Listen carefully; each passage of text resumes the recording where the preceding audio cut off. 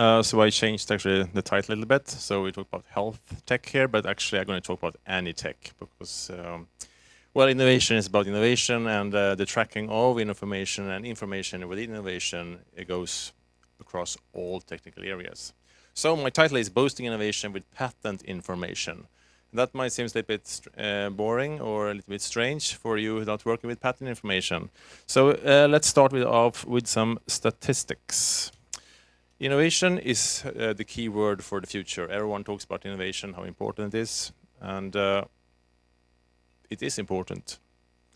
But the fact is that R&D mostly reinvent. So let's just have a check at the status when things have moved on to prototyping, you have filed your first application, maybe for a patent or for investment. We can see the statistics. These are now from 18 to 21, but this persistent. So half of all applications are rejected, not because they are bad, but because they already exist, partly or fully. So this is a challenge we have in the system itself, that apparently a lot of resources are going to reinvent known concepts. Why? I mean, we have all these processes, we have these trace tools, we have this supportive management. Well, and it's a cost of $200 billion only in US. So similar in Europe and in Asia. So why? Well, 80% of all humankind technology is hidden in patents.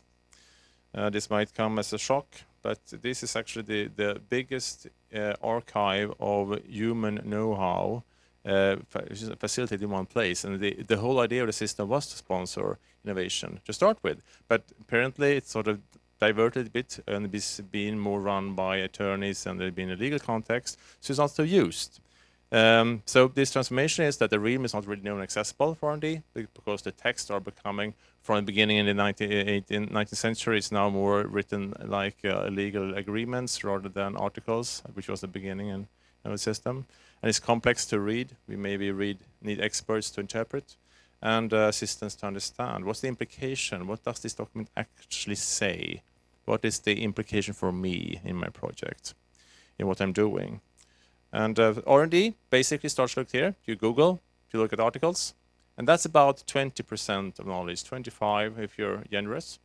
And that's actually the market trend, basically, because you will find things that already exist on the market, and that's more or less yesterday's news if you're a little bit to the point there. But if you look under the surface, where the IP department looks when they do the research, or the patent office do the review, that's the R&D trend. There are things that are not available on the market yet, but they're things that people want to protect or try to protect, or they want to, they evolve around it, or they think about it and develop. So we see here, this is this discrepation where you look at the information. And more, 90% of the knowledge down here under the surface, where you need to take on the scuba equipment to dive in and to understand, is free to use. It's not enforced anymore. So this is an open archive filled with know-how, experiences, trials, investigations, which you could use if you only look there. So this was the entry point, just to put. And also, if you look at organizations within big corporates, also in small corporates, we have another challenge that we don't really talk to each other. So it's actually like interstellar travel. So if you look at one stage, we have an R&D unit, this small team working here, that's in one galaxy. Another star system, we have the IP functions, and they are really remote from that space. And then we have business development, they are really even farther away. They don't talk to each other. To travel between these units, it's almost like interstellar travel. And they also have these prejunctions, because when you are in silos, you start to build up your own thinking. So R&D, they only want to reinvent. They don't really want to follow up. Actually, they only think the IP people say no all the time. Well, they do. They don't really like patents. I don't understand what it is, unless if you get remuneration for it, and feedback takes too long. And actually, they only want to solve a problem. If it's already done by someone else, it's not so important for them. They want to build something that they have chosen. That's much more important. Of course, on a company level, it's much more important to do new inventions. IP functions, well, they think R&D more or less in reinventing. They don't really understand patents. They don't like patents. Why do they not like patents? I love patents. So they already have a problem with the communication.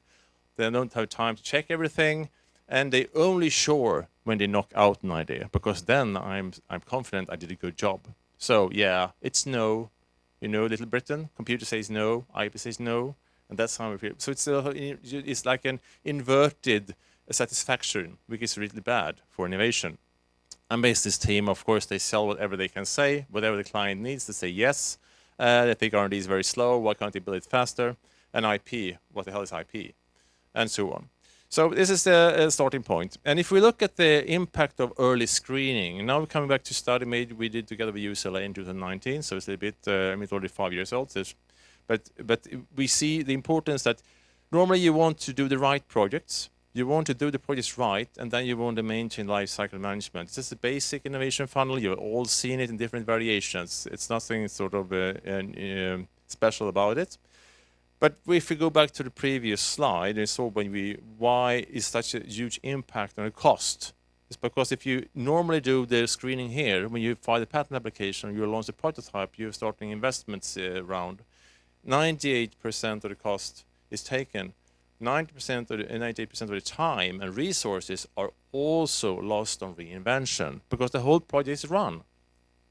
But if you then are able to transfer this and engage communication and start and review earlier, according to the study again, 8%. So you will sort of reduce the time spent, optimize the projects earlier, take the right direction. Because if you remember the first slide, like orientation, is about picking up the compass, making up an innovation landscape, understanding where you want to go as efficiently as possible. You don't start running without checking out anything, but basically that was happen very often in R&D. You just start building. You don't check out where actually you're supposed to go. So coming back to the idea flow, you want also to have a lot of ideas. The more the merrier. So the idea creation phases, let's say normally you have 100 ideas. Yeah, that's great. 100 ideas, 200, 1,000, the more the merrier. Then you have to evaluate the inventions. But you had a large pile here. How do you do it? You start to go more in a hunch, maybe less on fact. You can't review everything with all the details. You can't invest too much time in every idea. And finally, you will have some kind of what you files into the funnel of innovation for prototyping or patent applications. And now one out of 100 ideas, you will have one golden nugget, which is a super project which comes into some super profitable thing. Now coming back to the previous slide, 50% of the applications were filing were rejected. So on this 100 ideas, we filed 20, 10 were rejected. That means that 10 good projects were actually ditched. So they are in the pool of waste somewhere because we selected the wrong projects. There is also another aspect on this that, yeah, if you go too quickly, you tend to be biased towards certain projects you maybe like if you don't have time to review them in detail. And the cost increases. The later you understand you actually picked the wrong project, the higher the loss. And you tend to go on with projects you are you know about. So if you know about the project, you tend to say yes because you like it. And if you have a project you don't really understand or is new, you tend to say no because it's new. So it also comes into this bias saying that you might select the wrong ideas. Innovation cost cycle, just showing you a quick slide on this is the US numbers, but showing you again the distribution of cost. So if you are discovering at the stage of prototyping and application that you actually reinvented something, you spend more than 98% of the cost. If in Europe, we can divide these numbers by half. But if you include all the time, it's a lot of money that goes into a project. If you just take all the R&D money, the time, the material, the resources spent, it's a lot on average. But there is no feedback loop on why you did fail innovation, because innovation must be able to fail. That's, of course, that's totally true. But should you be allowed to fail because you build something that already exists? That's not so good.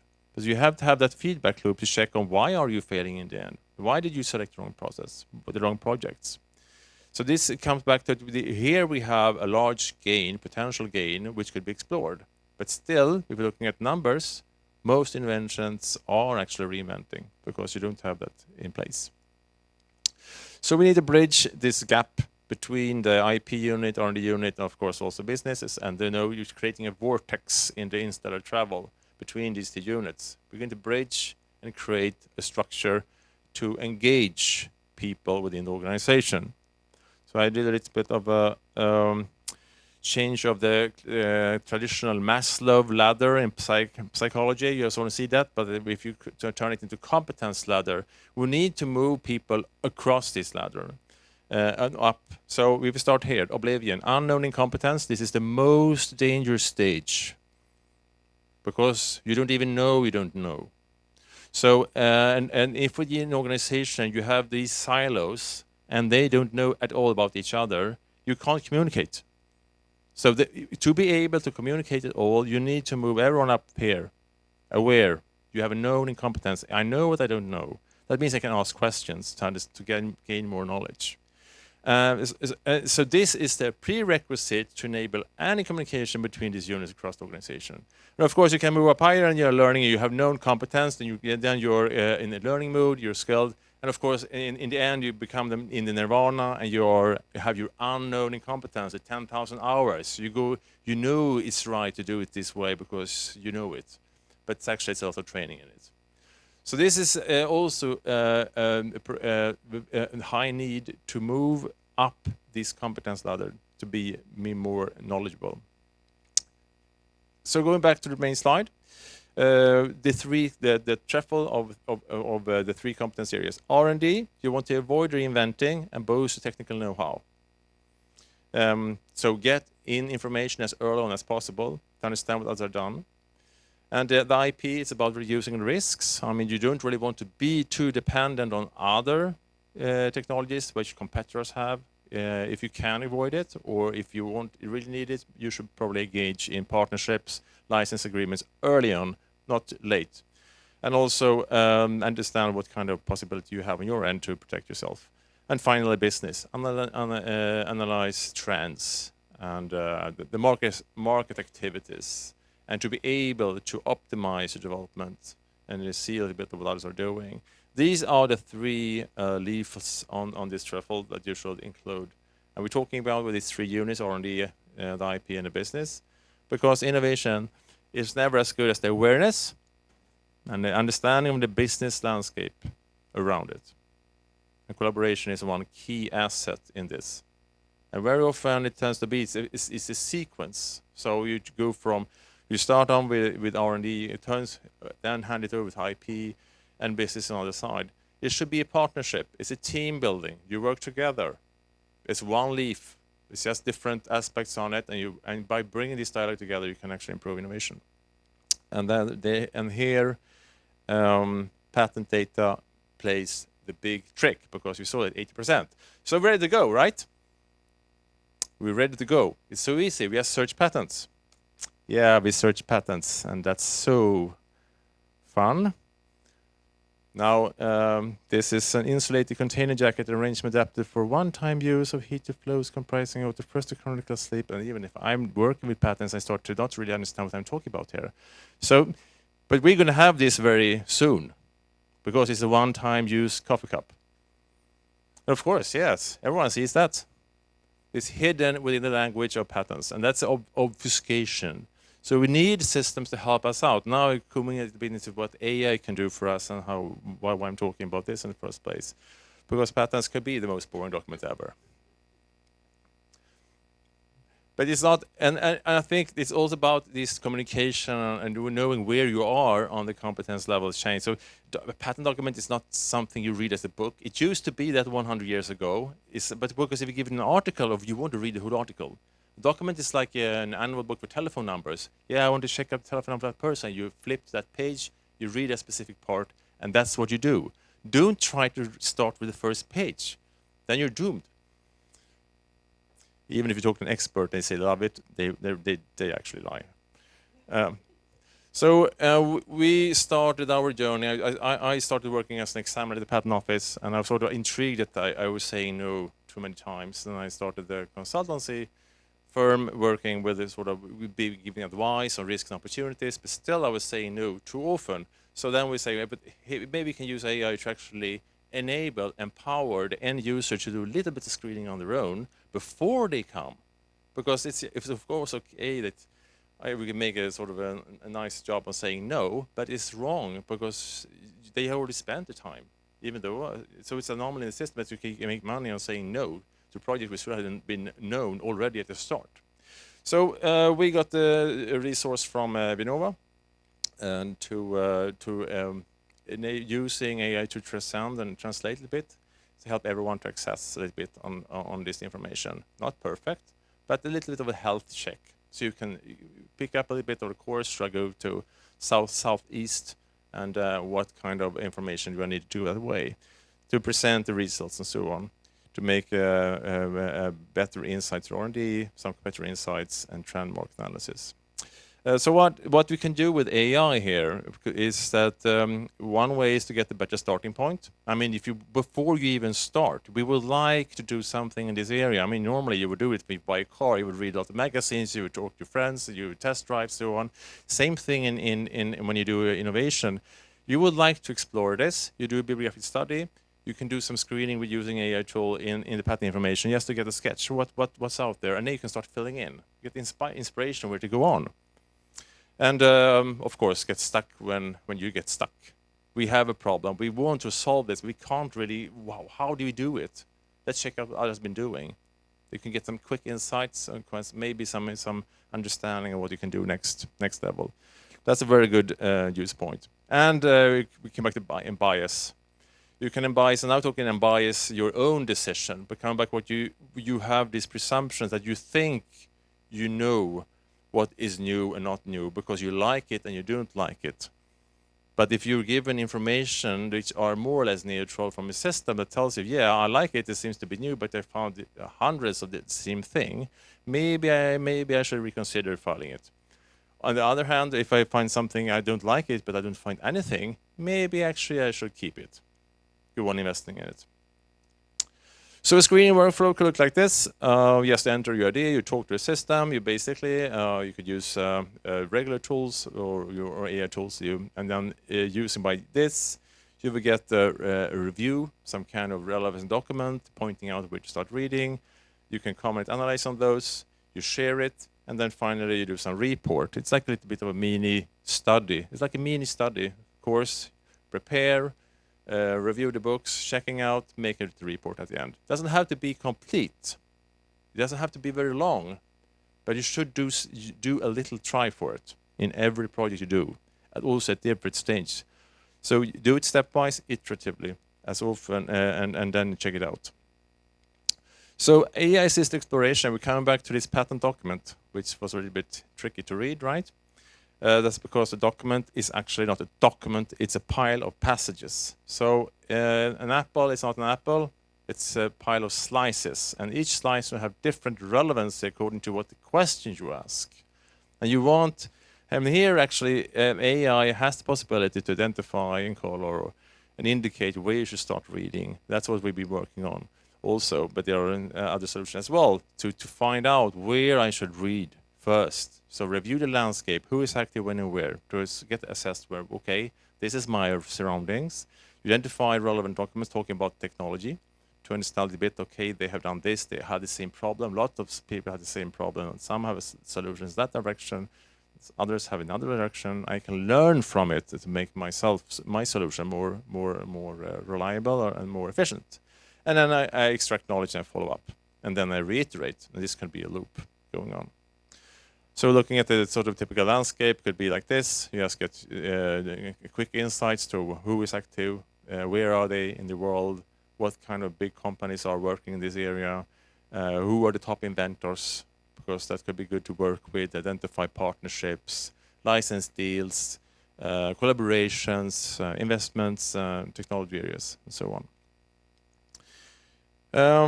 Yeah, so we can go back to this mapping from so if I ask this query and it's actually talking about the one-time use, disposable mug for having some coffee, which you can have later on, and I got this document which talk about insulating container jacket arranged for adapted for one-time heated fluids.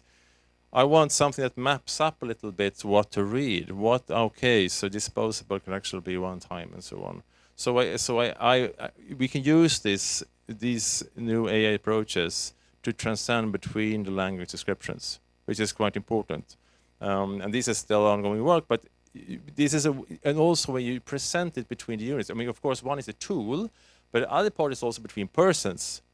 Because if I'm an IP person and I want to talk to the R&D person, I have to change my language. You know, I talk with the king's language and the peasants. Then I shouldn't use, I want to have a cone of frusticle. And say, yeah, it's a coffee cup. Because then everyone understands what you're talking about. So make sure you also use the language correctly. So then this just to show what we have on our platform. You press in the entry point, and then you will get some statistics on this coffee cup, which is one-time use. You go to who is actually the main companies. Nestec is #1. Well, it should be like that. Probably they are really strong in this area. And also relevant parts within documents that are interesting to start reading. So it's actually coloring within the documents what to start reading. And it could be also looking like this. So actually the system puts colors. Check the blue parts, check the yellow parts. If you like them, thumb up. If you don't like them, thumb down. You can comment on it. So this is one example of how we could start using AI as a way of empowering or democratizing access to the knowledge hidden in patents. Because here, the passage is within document hidden, but you want something to pick it out and show, hey, read this part first. So I'm just going to also give some considerations, probably going to drag over time a little bit here I see, but I got 5 extra minutes, right? So what should you consider when we're using AI? So yeah, we just wrap up a little bit. Manual search, which is stored in Google, you put in some keywords so you can do combinations, like I want this word and that word and the third word. I get exactly what matches to that context. If I'm using an automatic AI, I actually put in a text, and the system will analyze it for me, create a fingerprint in the back end, or analyze similar approaches semantically, or with the identification of keywords, vector space models, LLMs, and so on, different approaches, or combination. Most models actually have several approaches in the back end. It's not just one. So the model challenge is about the training data. If you want to make it work in the back end, there's always training. Could be pre-trained, could be training during action, so to speak. And it's all about the data you have, you're training on, and how much you do train, and when do you stop train. Coming back to that later.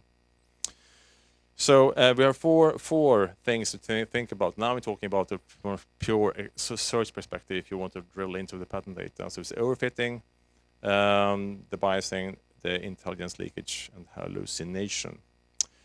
And so this is all about, how to say, hey, the more data, the merrier. So this is your learning system. Yeah, you pull data in a big pile and you just put some algorithm on it and you get some data. Oh, what if the answer is wrong? You just stir around the pile of data. And it's not that really simple, but you have to take that into your mindset that is just adding data is not going to solve the problem or rearranging it. It's not that simple. So overfitting is very interesting. Either you have too little data or you have too much data you train on.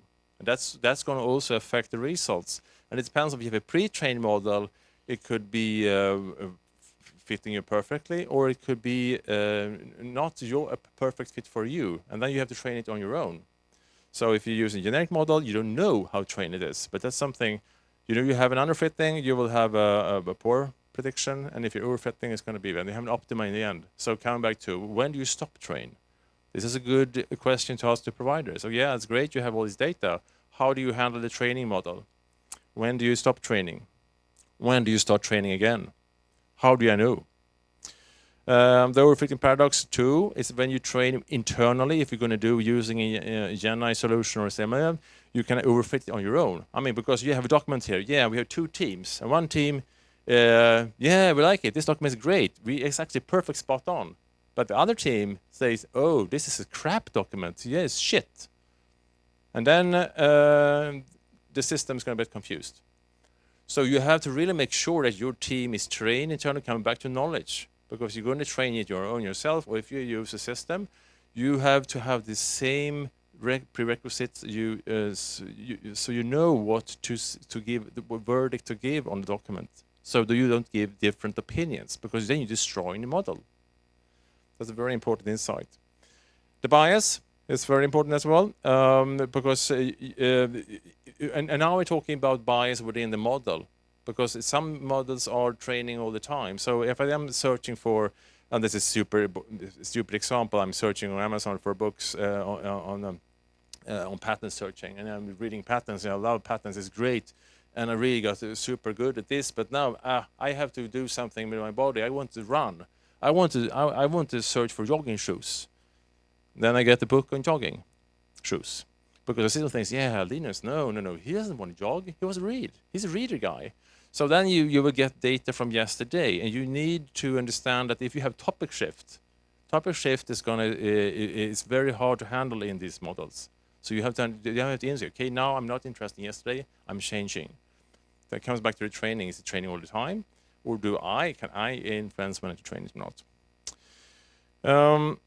Yeah, I'm gonna show this short movie anyway because it's so fun. This is a marketing video for a Norwegian store, but it's the best biasing explanation tool I ever saw. So let's just play jazz. Playing jazz.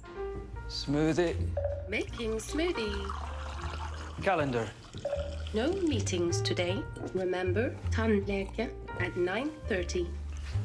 Fire off. Fire off. Open door. Door open. Sånn. Så skal vi sette en til. Ja. Open door. Wrong voice command. Open door. Wrong voice command. Open door. Repeat that. Open door. I didn't understand that. Hey, open door. Play on the floor. Get over the floor. Open the door. Wrong voice command. Error. Hey there. With a rock. Open door. Open door.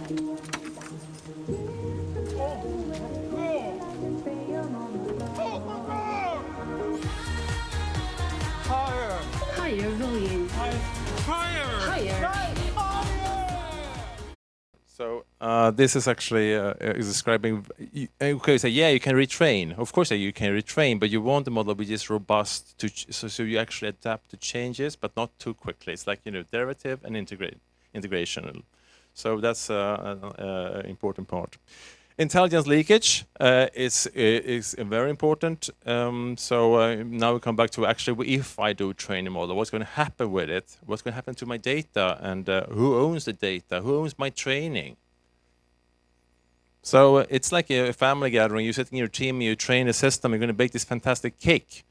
And you have trained it. And suddenly after several years of training, a competitor comes in and just steals and eats up your cake. And it's not really, is that fair that someone else should be able to benefit from your trainings? It might be, it might not be, but you have to be informed about the situation that it could happen, right? So if I do trainings, who owns it? If I want it locally or if I want to give it to the public.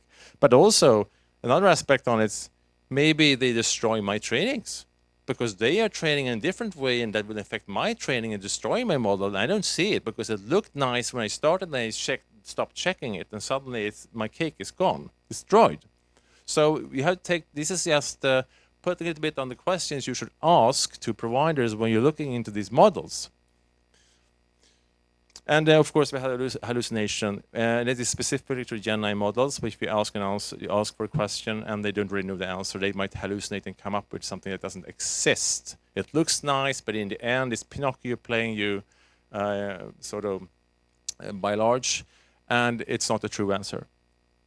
And that's also something to understand. Is this system going to lie to me or not? Can I be sure it's going to tell me that's true or not true? So these are things you should ask. A bit over time, but I'm going to just show you what you can do. That's why we need this just approach. We talk about it today. Now I'm taking a specific example when doing research because I want to have repetitiveness. If I ask the same question, I want the same answer if the data is right. If I'm training a model, I don't want other ones to benefit from it, and so on. And it's safe, it's transparent, it's unbiased. I'm just giving you a little bit of a different angle, very pragmatic, hands-on. So in the end, one thing is to suggest your metrics. This is something we have been working on with the university. So we create our own sort of baseline. So if I measure on known results, yes, I like baselines. It actually works still if it's not perfect. You can take, for instance, patent applications within your domain, and you see that these are known answers. These are known documents that should be found, and we see how many of those were found by this platform. That could be one basic rule to see, okay, and if I put in a long text or a short text, will that influence? So this is just an example of how it could look like. But if you then are using it to your organization, or then you can ask the question, what is your baseline? Hey, I'm doing med tech here. I'm doing health tech in this domain. Could you please show me your score? If they can't show the score, well, then you say, yeah, well, come back when you have a score. Because you don't really want to do the crash testing on your own. When you buy a car, you don't crash test on yourself to see if it works. You don't put your family in and see if everyone survived. I mean, you provide that data from a crash test somewhere. And that's the same thing here. They should provide you with these results. You are not supposed to do the evaluation for them. And some questions to ask the provider. So how is my account updated? Is it transparent? When do you change the model? Do you notify me when it is retrained?